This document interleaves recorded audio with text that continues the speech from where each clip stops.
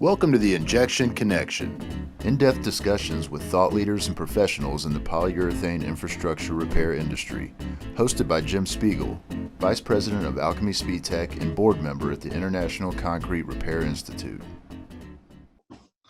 All right, so we're on another episode here of the Injection Connection.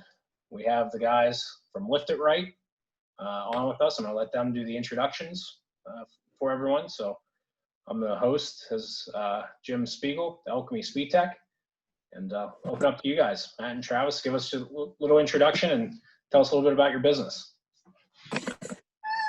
Travis, you want to go or you want me to? All right, go ahead, Matt.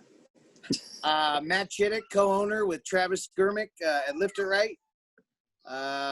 Been doing it now about a couple of years, and just having a ball, getting stuff done and seeing new customers and getting things accomplished. Nice, eh? Travis? Travis Germick, and so Matt and I, just a kind of a little backstory of how we started. We were both in the polyurethane industry. Matt was on the manufacturing side. I was in the spray foam industry. I worked for a big company that did insulation spray foam. And I'd say about 15 years ago, I actually had my driveway had sunk down, and pretty substantially, about 4 inches. So I hired a company to come in and mud jack it up because I didn't know anything. Even though I was in that industry, I didn't realize that there was foam for lifting. So anyway, they came out, they did it. It was like a 3-ring circus when it was getting done. It's kind of like the scene of the Money Pit when they were coming to actually do the work at that guy's house, where he's like, hey, we're coming to, you got a lucky draw today. So, there was a dump truck out there, there was a Bobcat, there was a big machine, and there was like a couple guys in their own vehicles. Anyway, they came, they raised it up, and they did raise it up and had these big holes, but they got up there. Well, within a year and a half, it started dropping back down again. Called them and they said, well, we only give like a year warranty. Fast forward a couple of years, whatever. I was at a spray foam convention and I saw a company there that sold foam for lifting concrete. And I had worked with Matt because of the company that I worked for, because we did spray polyurethane foam. Matt worked for a company that actually built those rigs and worked on those rigs. So we took our rigs over to him. And I said to Matt, I was like, man, this looks like a really good opportunity. And I was like, I just love the product. Because I really, really enjoyed spray foam in houses.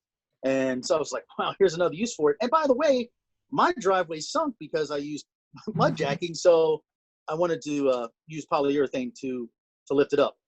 And so that's kind of how Matt and I kind of evolved into moving forward with Lift It Rite. We quit our companies and started this company. And I think we've grown because we care. We both come from a service-oriented background, and that's what we try to do for our customers. We want everybody to be 100% satisfied when I leave the job, because this is something that's saving people money, but also it's a big investment. It's the entrance to your house most of the time or something like that. So you really have to take care and put a lot into it. And I think that's, Matt and I both do that. And so I think that comes through in what we do when we're lifting the concrete. People seem to be pretty satisfied with what we do. There's a lot to it. So, and we love it every day. That's for sure. So how many days a week are you guys doing jobs? Right now, I'd say between 4 and 5 days a week, we're installing. We'll do appointments since we have some people that we're training right now. We'll do appointments while we're doing jobs. One of us, me or Travis, will either stay with our crew and make sure job's going good. I go run an appointment or two, and then we'll kind of get back up at the next job or whatever the case may be.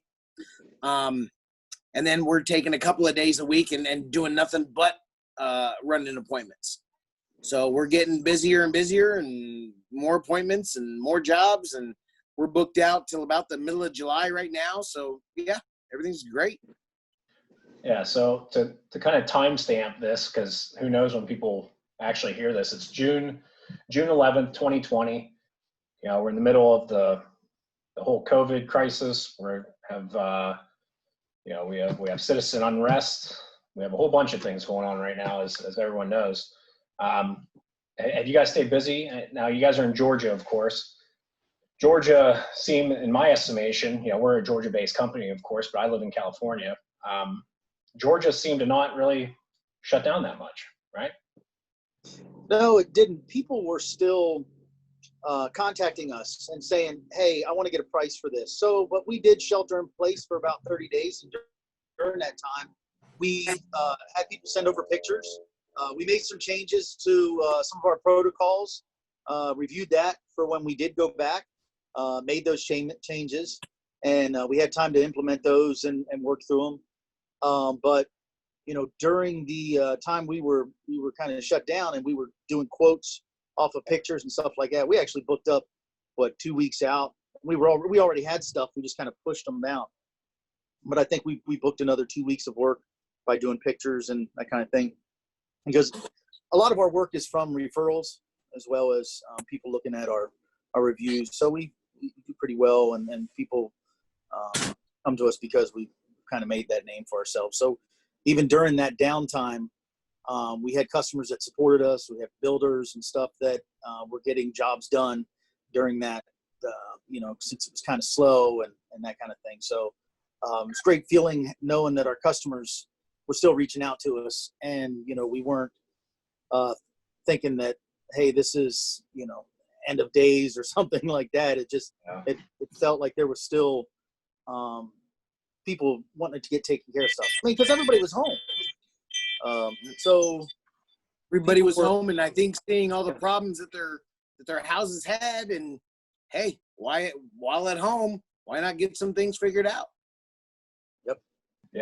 Yeah, for sure. Makes sense. Yeah, I mean, we've been pretty happy about, you know, the response, or I should say the effect. You know, we were pretty, as everyone was, we were pretty concerned of where this would lead, you know, but it seems like, at least the construction industry anyway, seems to be on our side of it, right? The repair, Right. side seems to be pretty strong. So we've been talking lately, and for obviously no one knows listening to this. This is our second recording of the episode. We did this before, and I was a buffoon and didn't record it correctly. So we're trying to recreate the topics, but it's kind of difficult. For those that don't know, Matt and Travis have come out to the World of Concrete with us a couple times, working in our booth.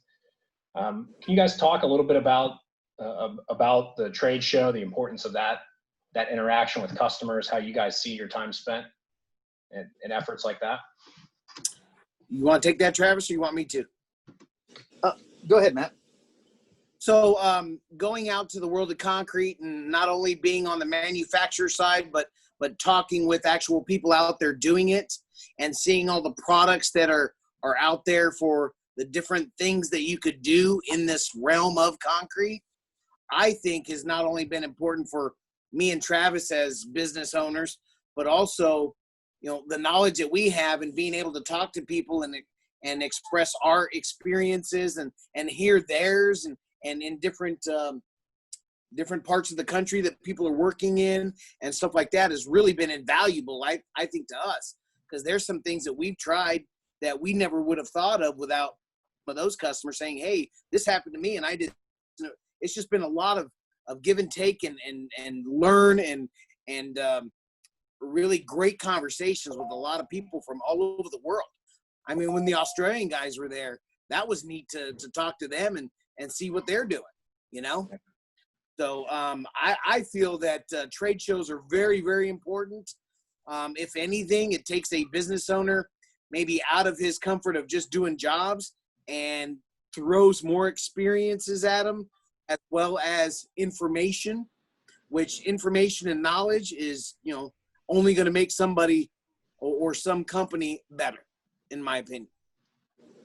Definitely. Yeah, I think that it is invaluable to us for the standpoint that we we give a lot while we're there. People ask us questions, we get involved, but also we're learning something. I mean, just standing there talking, standing next and you hearing a customer come up and ask, somebody else something, and you're like, I didn't know that, because you're always learning something. There's always something that can be learned, and so being so close to a bunch of great group of people that have amazing knowledge in this is really, I think, a great aspect of going to those trade shows and seeing all the stuff that we can use. Like simple things like finding a saw blade or something like that we wouldn't have found maybe just looking on the internet. I mean, you go in there and type saw blades, come up with 10 million things, but you're there and you see people that sell these products and stuff like that. So that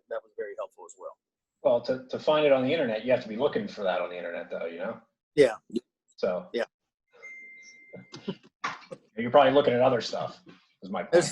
I can't believe how much stuff is on the internet. Do you know that people put pictures of their cats on the internet? It's amazing. Well, you have a cat, right? I have 3 cats. Matt, are you Everybody a cat in my guy? family has a cat here. I don't know if any one of those cats are actually mine. Okay. So I live in a house where there's 3 cats that run the house. How about that? The cats own us. They're like, you going to feed me? I'm going to sit here, or at 3 o'clock in the morning, touching your face with their paw. Hey, what are you doing? How about you, Matt? Any cats? No cats. We have 4 dogs. My stepdaughter's getting ready to move back from Wyoming back to Georgia, so she'll bring her dog with her. So I'm sure there'll be about 5 of them running around. They are all under 20 pounds, so they're small. But no cats. No cats at this time. And don't mention that word around my daughter, please. The topics we'll cover on the injection connection, huh? Exactly. We're all over the place. Yeah. So back. What's that? It's about people being people. Exactly. So to the injection side of things, one of the things we covered last time, and I was actually talking to Andy about this, and he brought it up completely unsolicited. He's like, make sure you have them tell how many jobs they do. What's their record for jobs in a day. So I know we covered it last time, but why don't you guys tell us about that? We did 5 jobs in a day. Yep. And I would say, they've got to be somewhat in the same area. You can't be running from one side of Atlanta to the other side of Atlanta and back again and everything else. And it did work out. It was a great day. And, the thing is, when we get on a job site, we definitely have a plan. Not that things don't change as you go through that plan and start executing that plan. Sometimes you do have to switch it up and try something different because of the results that you're seeing. But that's where I think me and Travis really work on our feet and think on our feet and are able to kind of move and shake as need be, if that makes sense. Yeah, it does. I mean, you're right. We do have a plan, and of course, we work so well together that we know, okay, if Matt's over here and I see him grabbing one thing, I know that he's going to grab 3 other things that are related to that. So I know that I don't have to worry about grabbing those 3 things. If he's grabbing the drill, I know he's going to get the drill bit. I know he's going to get the extension cord. Most likely, he's going to get some dials at that same time and walk it out there. And so I'm like, all right, I can take care of this. So there's we work very well together, and we are, I think we're like a finely oiled machine, because we get there, bam, we get our stuff out where we need it. We're analyzing, and it's pretty funny because most of the time we're like, hey, you want to, let's start by doing this, drilling right here and filling that. And I'm like, yep, let's do it, and we go to it. Sometimes we're like, well, I don't know, let's do it over here. But we work well. We bounce things off one another. We kind of discuss it. There's some times where I went into a job thinking we were going to do it one way. And then Matt brought up, he's like, hey, let's try this. And it works out well. We discuss it. So it's not just where, like, oh, we're going to do it one way, or there isn't just one way to do concrete lifting. There's always some little caveat. Not every job is exactly the same. You think, hey, let's move this one section of sidewalk up, and it doesn't always work perfect. So we have to kind of think things through. And so sometimes, whether that's manipulating it by Matt and I standing on one side of it so that the foam goes towards the other side. We're not small guys. I mean, Golden Corral really loses money on a day when we come through there. But it helps in concrete lifting. So, we've made the foam go to another different way. And it works out well. You guys actually do that? Yeah, We have stood on one side of a slab to stop that from moving up as the other side moves up faster than the side we're standing on. For some 500-pound reason, I don't know why. 500 pounds. Hey, I appreciate it. I didn't lose that much weight, but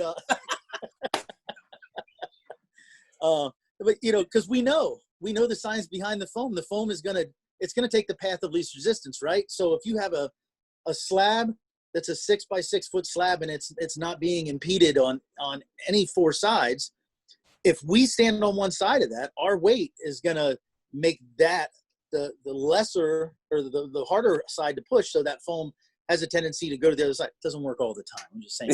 But sometimes it does, sometimes it doesn't. When it does, we just kind of laugh. We're like, there's another reason why I'm getting 3 cheeseburgers for lunch. Exactly. It's all part of the plan, right? That's it. Plan. The hamburglar power from McDonald's would have been a great concrete lifting guy. You think of the hamburglar standing on one side of it. Or Grimace. Grimace looks like he'd be a great guy to be a concrete lifter. Maybe dating myself. I don't even know those guys are around anymore.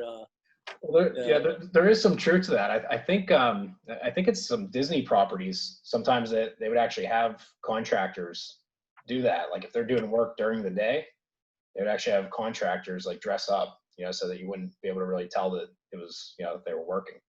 You ever heard that? So no. like Winnie the Pooh would be running around nailing some stuff together or right, something? Yeah. All right, I get it. I would totally lift concrete dressed up like Winnie the Pooh. Hey, that's a Halloween. This Halloween, I think you guys should go out and do that. There we go. Hey, maybe Halloween day we're dressed as different characters or whatever. Yeah. It is in October, so it should be a little bit cooler. I ain't dressed up in nothing when it's 95 degrees with 95% humidity, like it has been. Holy cow. Yeah, it's been brutal. But one of the things I've been doing, I do as much like field support as I can, out here. And one of the things with injection, though, and obviously my background is pretty heavily into leak seal, not necessarily the lifting, but no matter what, it seems it's like any home improvement project, right? I mean, anything you think is easy to do is a 3-trip to Home Depot sort of thing, right? Exactly. Yep. And I don't know. I would have a lot of anxiety quoting and estimating these projects, just knowing that you're one small thing away from having a gun torn apart, right? I mean, what's the? Well, yeah. I mean, there is sometimes. I mean, it's someone said this I don't know. More good jobs than bad. That you just have more good jobs than bad. I mean, because some jobs you're going to use more material or something, and that's all right. But there's you just got to be. I lost my train of thought, but no, it is kind of a little scary sometimes with kind of figuring out what needs to be done on those jobs. But there's a caveat to anything. I mean, if you were building a deck for someone, you never know. Hey, I might have to go into stone that's underneath here, to put my footings in or something like that. So there's always something. But what do you think holds you up the most?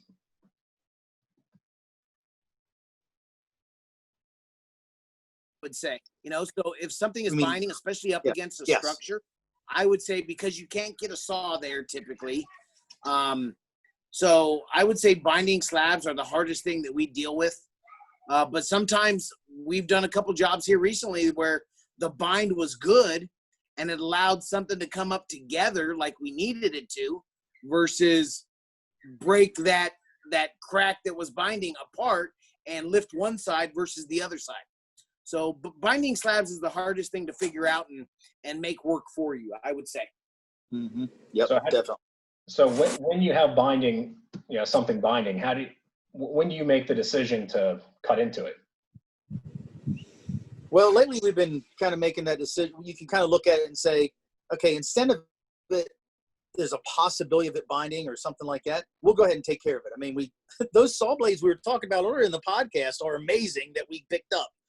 So we're not as scared to pull it out and saw through what we got to saw through. What's that, Matt? They cut like butter. Yeah.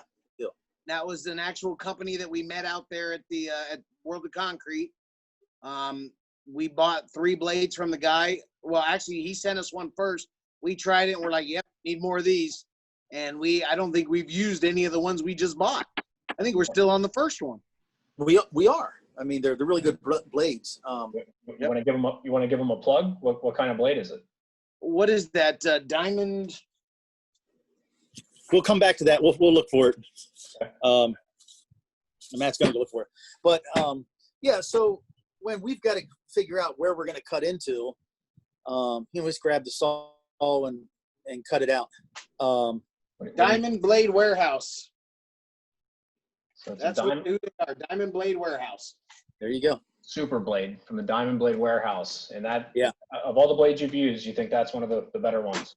Yeah. I mean, it really does. Whether it's a cured concrete, old stuff where, house been there for 40 years, or whether it's stuff that's 2 years old. And yes, we've done stuff that's under 2 years old. That's another thing that's kind of amazing is the non-compaction that happens around new construction now. Man, is that making some business for us in the future? They really do a good job not compacting the soil around the house. So good job, guys. Keep that up. Thank you, building industry. That's right. So they don't compact it. So we were on a job, but that house, those people weren't even in the house 2 weeks. So they just bought it from the contract, they just bought it from the builder, and it was a brand new subdivision. I mean, there's probably 30 houses under construction at the same time. But yeah, I mean, there was a big void underneath their driveway. I want to say 6 to 8 inches all the way across, 3-car garage, and probably what, Matt, 10, 12 feet out? Probably actually closer to like 15 feet out. Yeah. So, that's usually that's something that shouldn't happen that quickly. But it does, I'll tell you what, if I bought a house that was less than a year old and something like that happened to me, I'd be one pissed off homeowner. I mean, really. They weren't, I don't think they were too happy, but the builder also paid for it too. The builder. So, okay. Yep. So that's a good question. Do homeowner insurance policies, do they cover any of this? They do not. We haven't had one yet that I've had a couple people say, well, I'm going to turn this into my homeowner's insurance. And we've told them, good luck. We haven't seen one pay for it yet, but hey, maybe it's considered, it's considered movement of earth. So that's not covered unless I don't know if there's earthquake insurance or something, but it's called movement of earth. So it's not covered. Yeah, probably like an act of God, right? Yeah.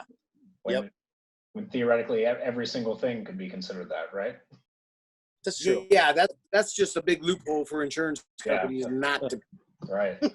Well, an act of God, they cover that. I don't know. I think they do, like a tree falling on it or something like my house. I had the back end of my house taken out by a tree. Wow. So, and they paid for it. The tree was about 4 feet across. Wow. Took the whole back end of it out. So thank God. Were you in the house when it happened? I wasn't, but my family was. My kids were in the house. My grandson was in the corner of the house, and I'll just tell you this real quick. He was in the corner of the house when he woke up at 4 o'clock in the morning. My daughter was in the bedroom. She took him out of the crib, gave him a bottle, and was going to put him back, but she kept him in bed with her. She usually doesn't do that. And at 7:15 in the morning, a tree came down and took out that corner where that crib was, and then the whole rest of my house, the back of my house. Wow. So, you know, when you have to do a claim, you have to take pictures of stuff, whatever was damaged. All we could find was splinters of that crib. So, Wow. you know, God was watching over my family, my grandson, and you know, I needed a new roof, and that's not the way I wanted to get it, but you know, that's the way we got it. Everything turned out right. I mean, it was scary at first, but it turned out to be a blessing in the end. I think my family, we kind of came closer together in the house because we couldn't all go to our separate rooms as we were rebuilding. We still stayed in the house, so we just kind of moved closer together, and I think it kind of made us bond a little bit. And so I see that as a blessing that came out of that tree falling on my house. You know, I mean, yeah, that was scary at first, but in the end, when I look back, it's a good memory, not a terrible. Yeah. Now, probably not as much for my daughter that was in that room. That probably a little bit more PTSD from Right. the tree Dramatic. taking off her back wall. So, Wow. Yeah, I mean, I see all the trees around you, so you guys probably now just like huddle in the middle of the house now, right? well, we've had some trees cut down since then. We're having some more cut down actually within the next 2 weeks. Yeah. So but to the point of like the large developments in Georgia, like I have family in Powder Springs, so I'm pretty familiar with kind of the the communities, and there are all these large communities that are thrown up, right? I mean, Right. Yep. 50, 100 houses and things. Do you see like a similar issue through say 20 properties in a development? Yeah, we actually do. A lot of times we'll drive go measure a job for somebody, and be a sidewalk, the way the sidewalk was done up to a patio, and we'll fix for one person. And as we're driving in, we'll see 4 and 5 houses that have the exact same issue. Yeah. So I mean, they do it wrong, and that's what happens. So Do you go around and do you market those houses when you're in a neighborhood? we probably should, but we don't. A lot of places are no soliciting, and don't get me wrong. I've put a card or two out on some stuff, here I've and there. put a card in boxes. I've thrown cards in a driveway. We've had a lot of customers stop by and say, "Oh, see what you're doing. I got an issue over here. You might want to come by." Yeah. Last week we did 4 jobs that way? Yeah, two of them were on the same day, where someone saw us out there working and came over. Well, I'll tell you an example. So I'll just say the road. People don't have to know what city it's in. So we were on this road called Acorn Drive. We had one job on that road. While we were there, the neighbor came over and said, "Hey, can you look at my driveway?" So I went over and looked at it. I said, "We can do this." The guy said, "All right, when you get done with his, come over and do mine." And we still had 2 other jobs ready to go do after we got done with that one. So we said, "All right, we'll come over and do it." Well, while we were working there, another neighbor came over and said, "Hey, can you go down and give me a quote?" We went over and looked at that and gave them a quote. And they actually wrote us yesterday and said, "Hey, let's move forward." We wouldn't have been able to do it that time anyway. And there's one other guy in that neighborhood that needs something done. So while we're down there doing that job we just got yesterday, we're going to go over and look at his stuff and possibly do it. But anyway, we did. So that was all in that one neighborhood that day. Well, then after we left that job, went to another one and we're doing that one. And the neighbor came over from there and said, "Hey, can you look at our stuff?" And we did that job. We were worn out at the end of the day. I mean, we really did a lot of work. We really packed it in on that one day. And this is just because people saw us doing stuff out there, because people don't even know that this can be done. That's our biggest hurdle. I would say is people don't even realize if they have a driveway or a sidewalk that's sunken or has a big void under it, that you can use foam to do that. And they're like, "Wow, that's really cool." That kind of turns out to where we're kind of educating our customers while we're out on site. So they're driving by and that kind of thing. So I think it's that's kind of neat that when people come over and do that. Yeah. But so works out. That one worked out really well. But man, that was a day for sure. No kidding.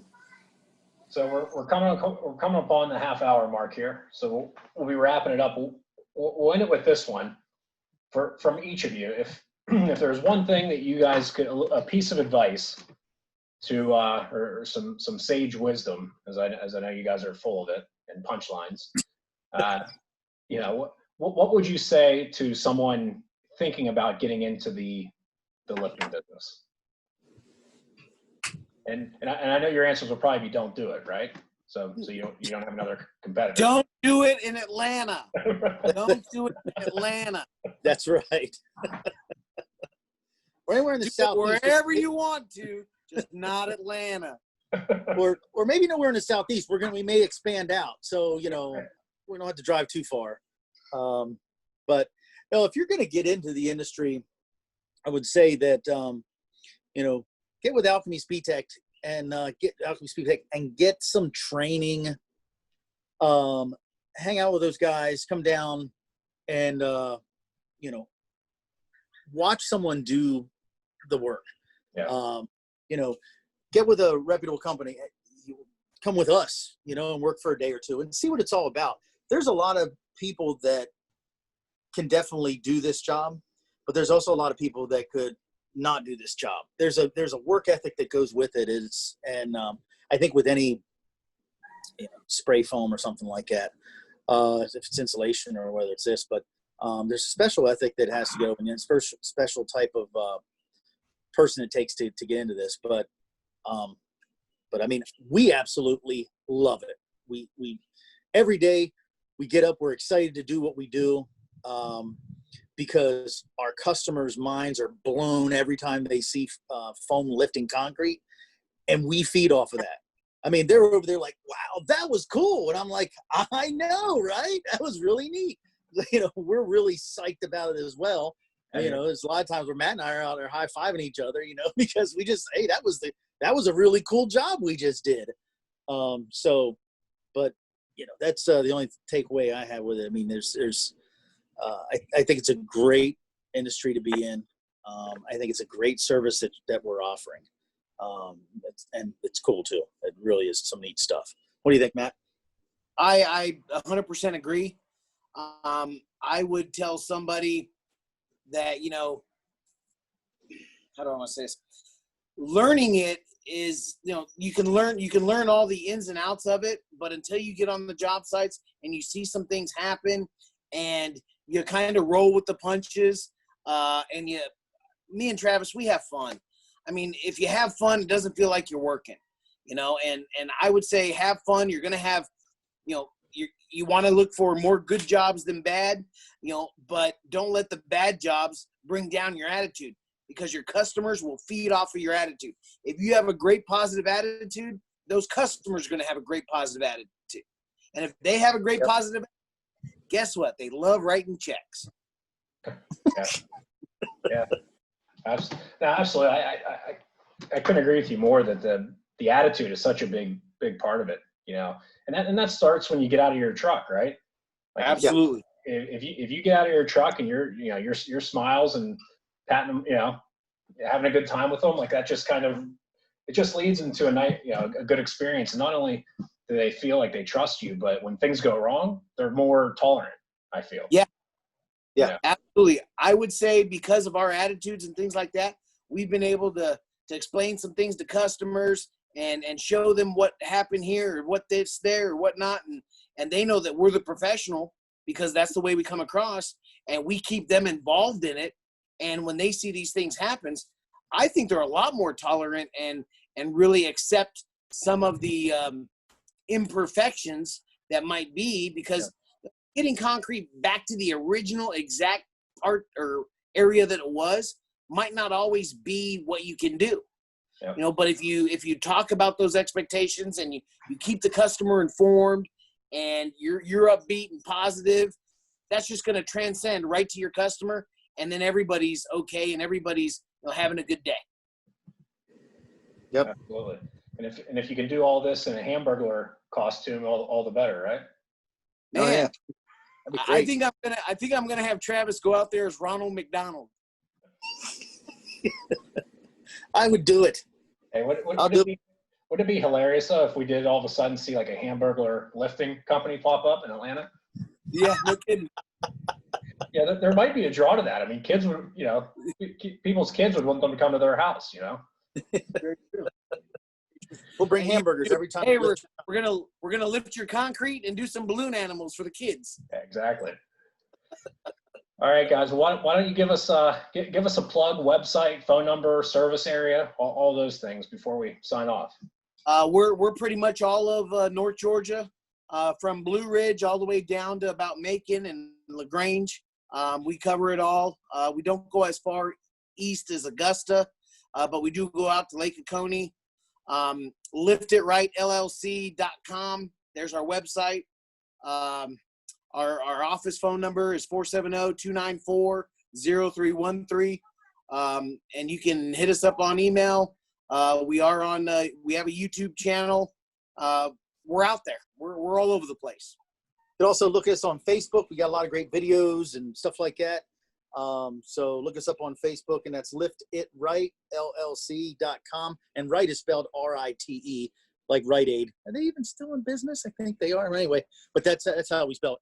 But yeah, I mean, take us up. We also have a like the YouTube account and that kind of stuff. And we actually have a Twitter account. I don't know if you know that, Matt, but we do have one. So I don't Twitter. I don't either. I don't think it's a good look for me. Well, awesome, guys. Thanks for your time again. And yeah, for any listeners that catch this, these guys are some of the best in the business, and I can't say how accessible, I can't, rave enough on how accessible you guys are, not only for other contractors, but even for our team. Us as manufacturers, we lean on Travis and Matt for a lot of feedback, a lot of direction as well in the field. So definitely take advantage of Lift It Rite. So anyway, guys, congratulations on all the success. And Thank you very much. I hope when we do this again, you guys have 3 more rigs and 20 more people and all the above. So That's the game plan. Sounds good. I like it. Thanks for having us.